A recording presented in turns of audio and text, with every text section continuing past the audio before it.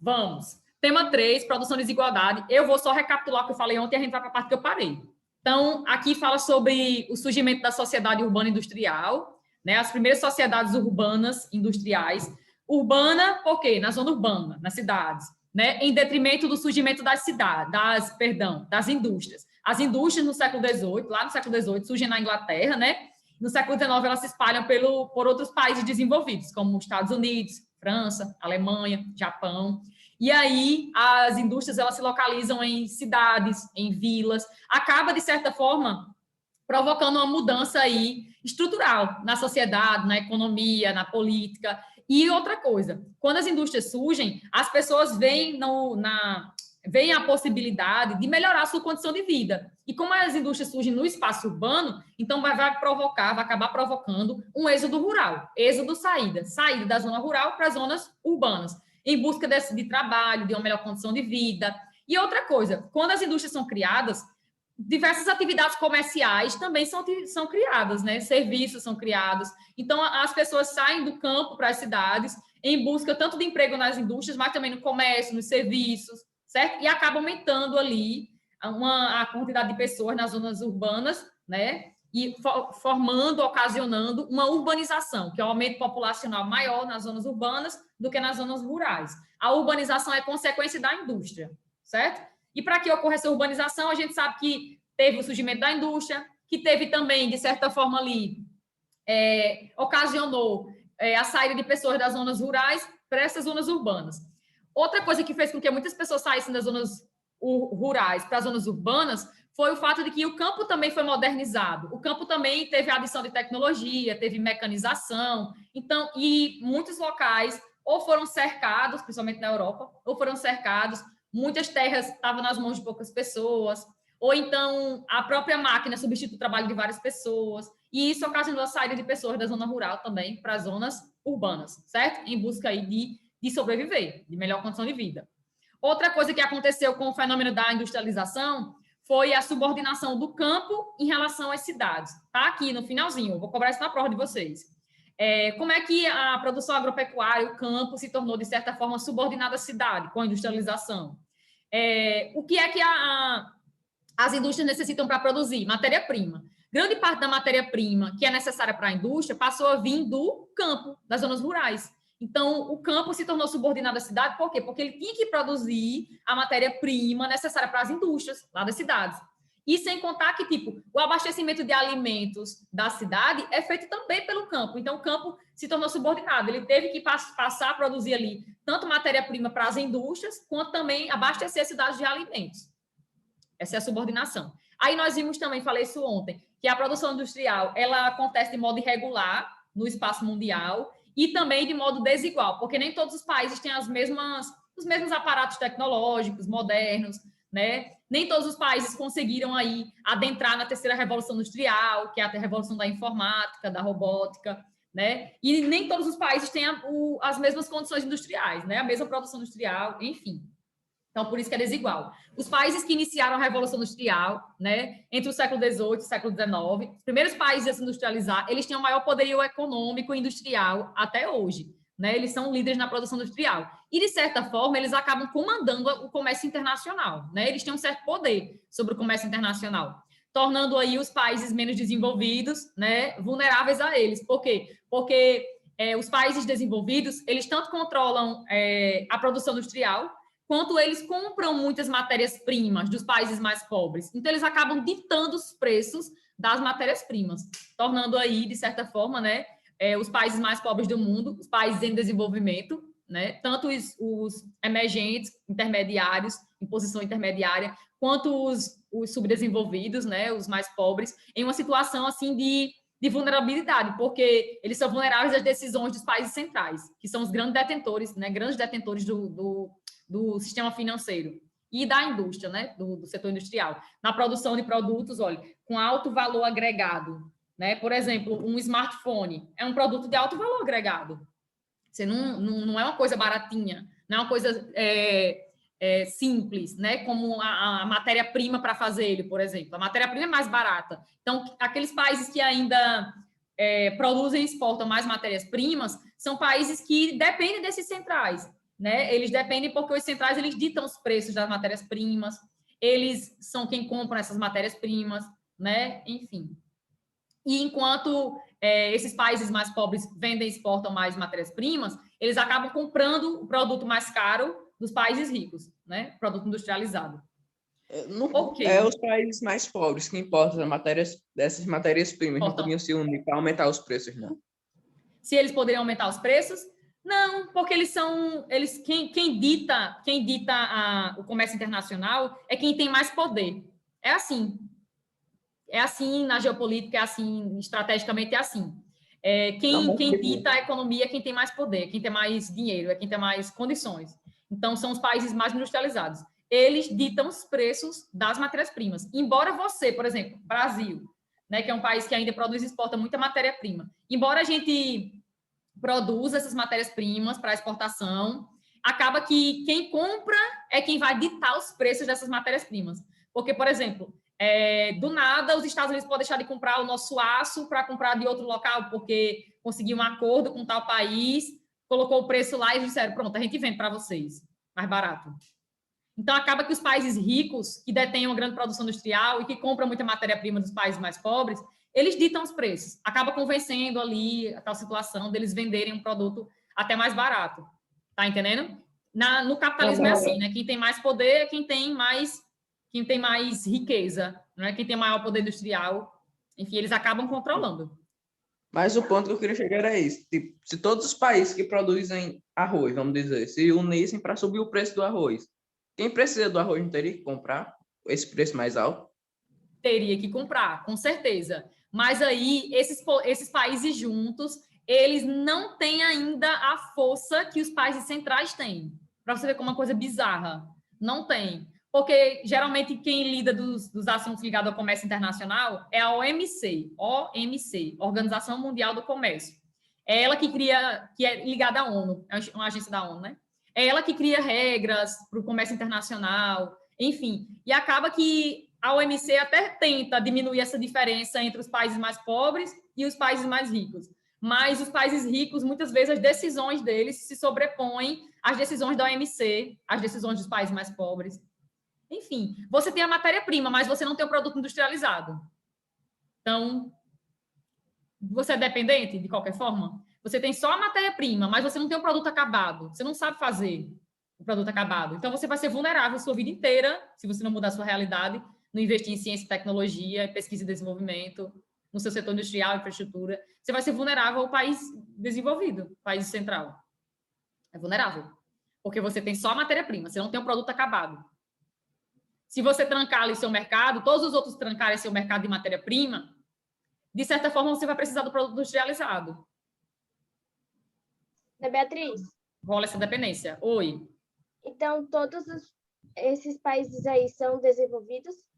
Esses que estão aqui no livro de vocês, está dizendo assim, que nem todos eles são desenvolvidos, certo? Nem todos eles. Está dizendo assim, que alguns países tiveram industrialização clássica, porque se industrializaram primeiro, e, portanto, eles, de certa forma, controlam a produção industrial mundial e exportação de produtos industrializados, são geralmente donos de empresas transnacionais, aquelas empresas que são gigantescas, tipo McDonald's, Coca-Cola, né? Empresas que estão espalhadas pelo mundo inteiro, que seu espaço produtivo transcende o seu espaço nacional do seu país, está espalhada pelo mundo. Então, assim, geralmente são esses países aqui, né, que se industrializaram entre o século XVIII, no caso da Inglaterra, só a Inglaterra no século XVIII, e no século XIX, França, Alemanha, Holanda, Estados Unidos, Japão. Eles têm um grande poder industrial e controlam essa questão da produção e exportação de produtos de alto valor agregado, com adição de muita tecnologia. Já os países que tiveram industrialização tardia, o modelo de industrialização tardia, que é um modelo que países se industrializaram, alguns países se industrializaram 100 anos depois da Inglaterra. A Inglaterra foi metade do século XVIII, mas tem países aí no mundo, países em desenvolvimento, tipo Brasil, México, Argentina, a China, a Coreia do Sul, Taiwan, né, Singapura, os tigres asiáticos. Eles se industrializaram agora, praticamente, no século XX, no século passado, mais de 100 anos depois da Inglaterra, do primeiro país. A industrialização deles é chamada de tardia por isso, porque se industrializaram um tempão depois do primeiro país, da Inglaterra. E outra, muitos não conseguem competir, né, ali um nível de igualdade tecnológica, industrial, com as potências centrais, que foram os países que tiveram um modelo de industrialização clássica, original, industrializado primeiro. E aí, só pouquíssimos países que se industrializaram no século passado, no século XX, conseguem competir com os países centrais. Aqui cito o caso da Coreia do Sul e da China. A Coreia do Sul é um tigre asiático e a China é a segunda maior economia do mundo. Né? A segunda maior economia do mundo. Aqui são exemplos assim atípicos, né? Porque geralmente os países que tiveram industrialização tardia não conseguem competir, são países que têm, alguns têm até um setor industrial assim em desenvolvimento, mas não conseguem competir com os países que se industrializaram primeiro, né? Que são os países ricos, mais poderosos do globo. Não conseguem competir. Aí é isso que eu vou falar agora. Mas Coreia do Sul e China está dentro dessas exceções, tipo, se industrializou tardiamente, mas consegue competir aí em algumas... A China consegue competir pau a pau. A Coreia do Sul em alguns setores produtivos, no ramo industrial, com países tão ricos quanto qualquer outro que seja central, né? Aí, olha, eu mostrei isso aqui ontem, né? Produção industrial por grupos de países. Repare que quem controla a produção industrial do mundo ainda são os países centrais, olha aí, 62,8% da produção industrial do mundo ainda é proferida, ainda é feita por países centrais, ricos. Enquanto 37,2% aqui está englobando os países em desenvolvimento. E dentro de países em desenvolvimento, a gente encontra dois grupos de países. Os menos desenvolvidos, que seriam os bem pobres, e aqueles que estão em desenvolvimento emergente, na posição intermediária, nem são muito pobres, nem são centrais, ricos. Tá entendendo? Mas, olha, só 37,2%. E grande parte dos países estão aqui dentro desse grupo, das economias em desenvolvimento. Mas eles não conseguem controlar nem metade da produção industrial do mundo. Para vocês verem como os países ricos, eles controlam aí maciçamente a produção industrial. E compram a matéria-prima desses países mais pobres. Então, desigualdade no comércio internacional. Existe uma desigualdade, óbvio que existe. As potências centrais do globo, as potências que iniciaram a Revolução Industrial, que se industrializaram primeiro, e que hoje conta com um cenário industrial muito, muito significativo, né, com alto teor tecnológico, que investe maciçamente em pesquisa e desenvolvimento, inovação de produtos.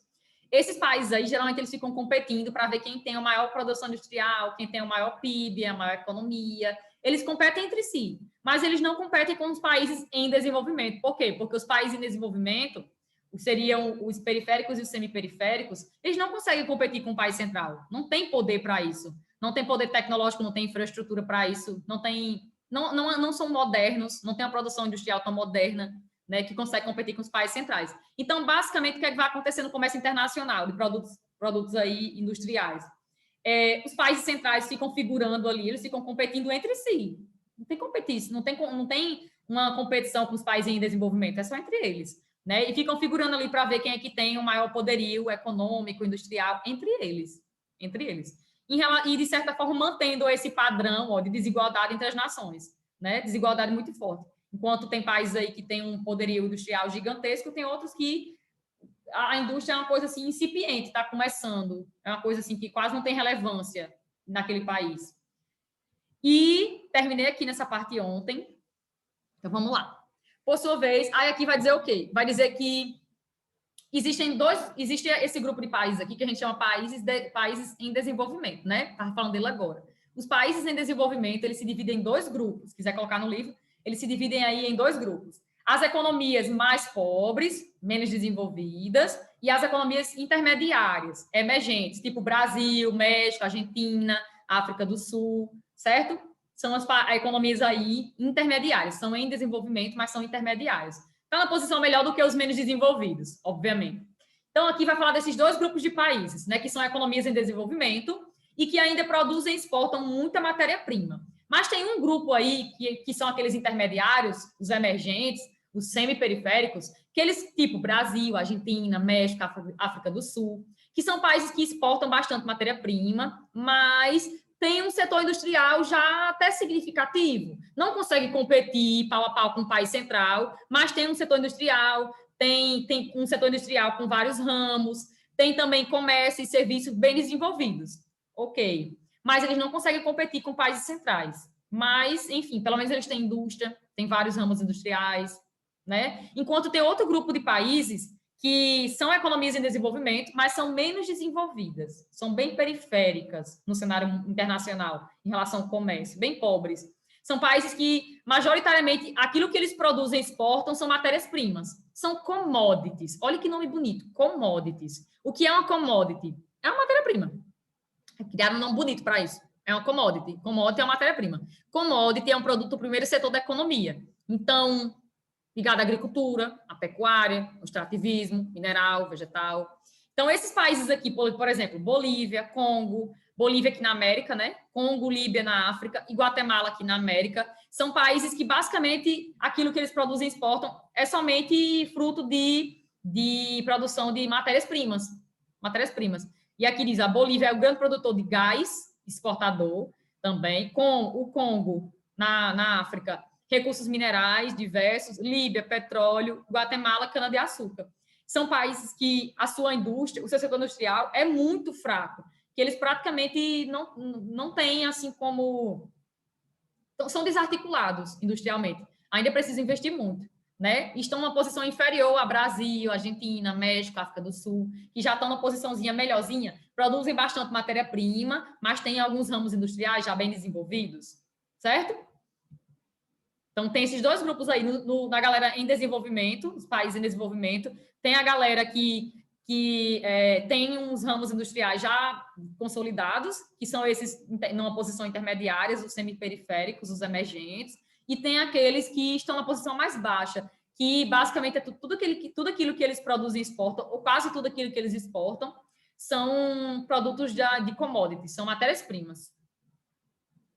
Por sua vez, os países que começaram a desenvolver seus setores industriais mais tardiamente, que não conseguiram alcançar o nível das nações desenvolvidas, não têm condições de competir em igualdade, ok. E se especializam na produção de matérias-primas. E aí vai citar o caso desses dois grupos de países, que eu falei até agora.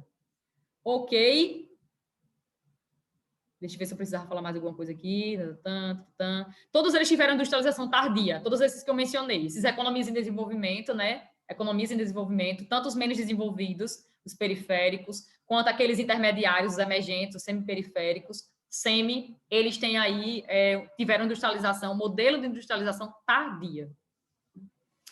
Aí vamos lá. Atualmente, os países em desenvolvimento, fornecedores de matérias-primas, ou seja, commodities. Commodity é um produto de baixo valor agregado, viu? Tem até isso também. Produto aí que não é um produto caro. Por quê? Porque para você produzir um produto industrial, você precisa de uma commodity, de uma matéria-prima. E a matéria-prima, obviamente, ela é mais barata, né? Você vai pegar aquilo ali, vai transformar no produto acabado e vai vender muito mais caro.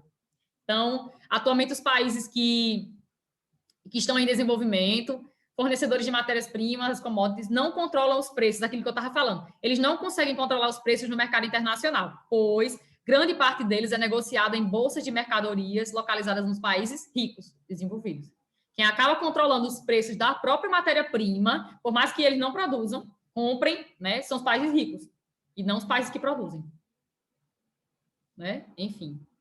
Deixando aí, tornando essa situação, por exemplo, os países mais pobres e os países emergentes, eles ficam na situação de vulnerabilidade, como eu falei, ficam vulneráveis à volatilidade dos preços, porque quem decide não são eles.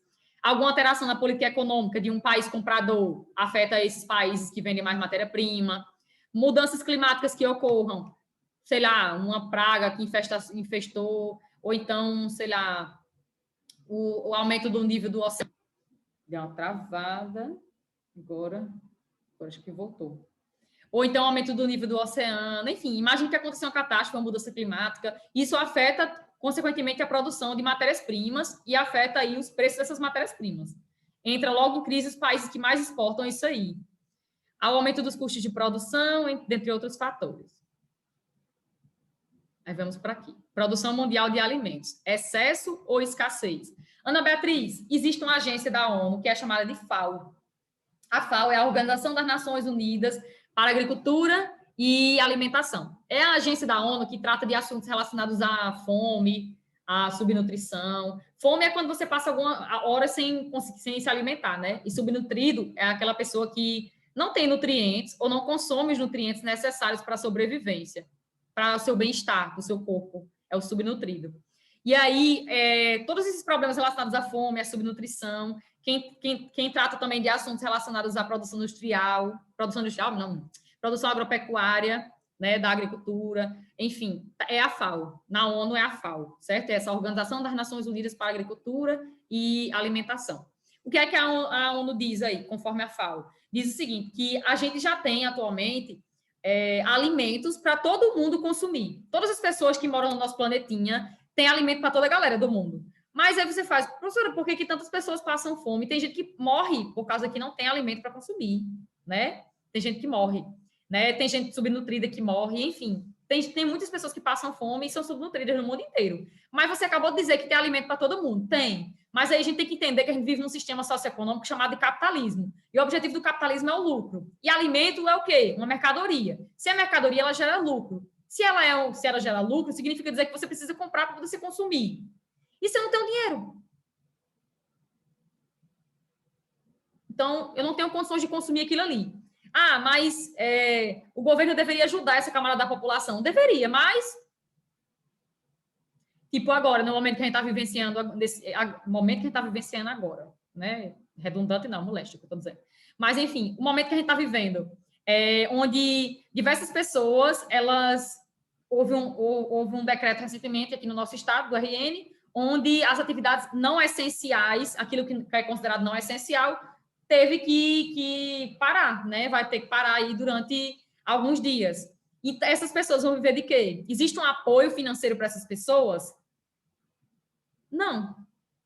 Não existe. E elas vão viver como? Não sei. Algumas vão passar fome, vão passar por situações difíceis? Com certeza. Com certeza. O governo está olhando para isso? Não. Estão dizendo que estão, mas na prática não estão. Então assim, enfim, é mais ou menos isso, né? Alimento é mercadoria. Mercadoria gera lucro para o sistema capitalista. Então, assim, tem alimento para todo mundo consumir? Tem. Mas, contudo, entretanto, todavia, se você não tem condição de comprar, você não tem condição de consumir, então você não tem condição ali de viver bem. Vai afetar a sua segurança alimentar. E o que é segurança alimentar? Todas as pessoas têm direito a alimentos no mundo. É dignidade, é a minha dignidade. Tem a ver com a minha condição de vida. Todas as pessoas deveriam ter alimentos. Né? Ter acesso ao alimento é ter segurança alimentar. Se eu não tenho condições de comprar, vai afetar a minha segurança alimentar, óbvio. Vai afetar ali o acesso aos alimentos, que eu não tenho, porque eu não tenho dinheiro para comprar. E nem tenho apoio financeiro de nenhum governo para que eu consiga comprar aquilo ali, ou ter acesso àquilo ali, uma distribuição de cesta básica, enfim. Né? Não tenho também. Então, afeta a segurança alimentar. E sem contar que, por exemplo, lá no próximo tópico, vai falar de dois conceitos que a gente vai aprender. O conceito de perda de alimento e o conceito de desperdício de alimentos. A gente vai ver a diferença. E tem muitos locais no mundo onde alimentos são desperdiçados. Tipo, tá bom ainda para o consumo, mas pessoas jogam fora. Enquanto milhares de pessoas passam fome e morrem por causa da fome e da subnutrição. É uma coisa assim... contraditória, né? Uma coisa assim louca de a gente assimilar, da gente entender. Mas isso acontece. Então, nessas regiões, sim, as regiões do mundo que mais sofrem com problemas relacionados à fome e subnutrição é aqui, América Latina, na América Latina, nessa porção que vai do México até embaixo, da América do Sul, América Latina, África, continente africano todo, né? Que é um problema generalizado no continente. E a Ásia também é um problema generalizado no continente, grande parte, né?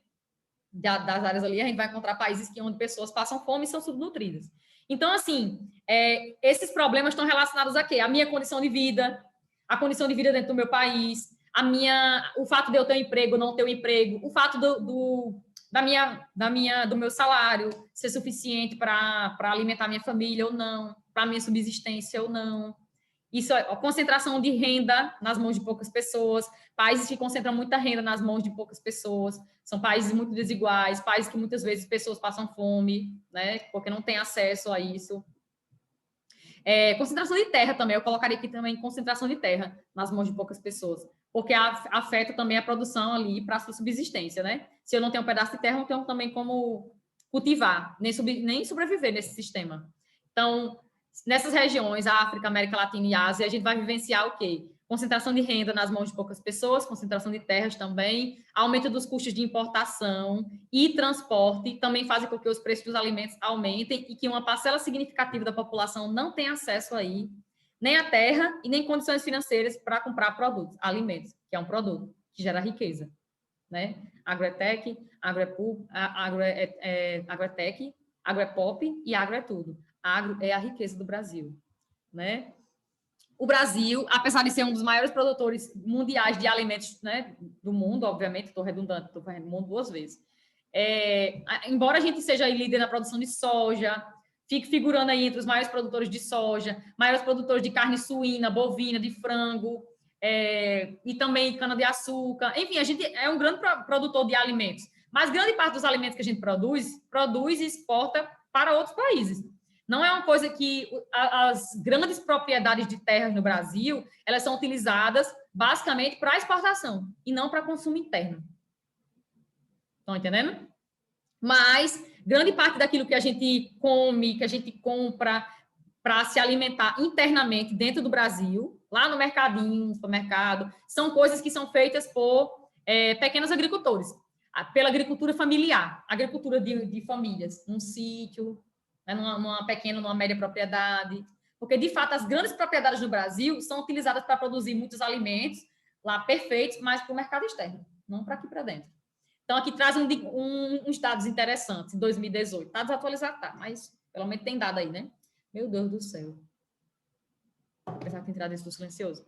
Aí, olha, 70% do feijão nacional que a gente consome é fabricado por famílias, agricultores, né, pequenos agricultores.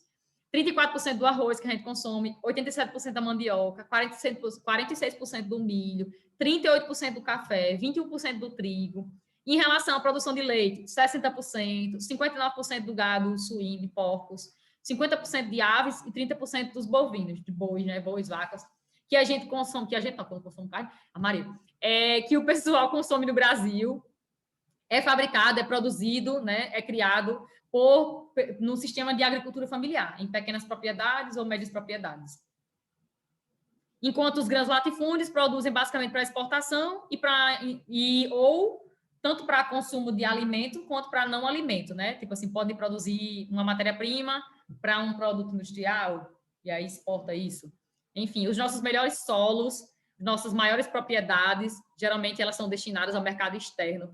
E as menores propriedades são utilizadas para produzir aquilo que geralmente a gente consome internamente. É triste isso, mas acontece. E muitas pessoas não têm acesso à terra, né, e não tem como produzir ali para a sua sobrevivência. Tem gente que luta, tem um movimento MST, né, que luta, o Movimento dos Trabalhadores Sem Terra, que luta para ter uma